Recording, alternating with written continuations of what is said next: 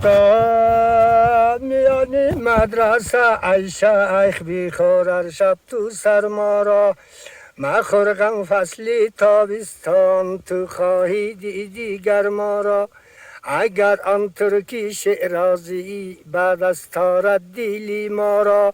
به خالی هندویش بخشم سمرقند و بخارا را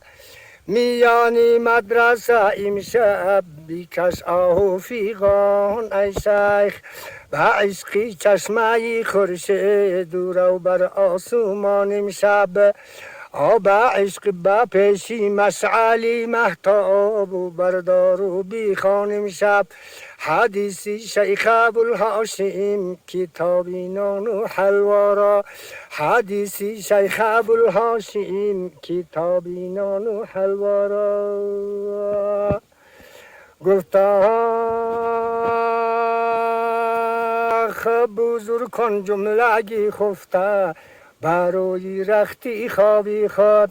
مهیا کرده با دلور شرابی خود کبابی خود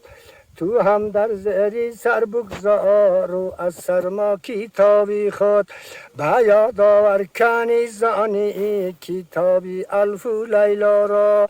به یاد آور کنی زانی کتابی الف و لیلا را مرا گر قوتی بودی جوانان کسبو می کردم زیروی میل و رغبت که اسپو را دلچسبو می کردم پری طاووس نصرت را به تارک نسبو می کردم برای گردش صحرا مهیا اسبو می کردم که تا مردم ببیند این جمالی قد و بالا را اگر مرمال و دولت داشتم هر شب در این تهران بروی فقیران را در این فصلی زمستان کردم مهمان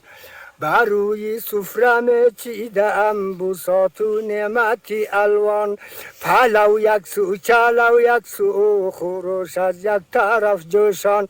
بخاص و عموم دادم فسنجان و مسما را بخاص و عموم دادم فسنجان و مسما را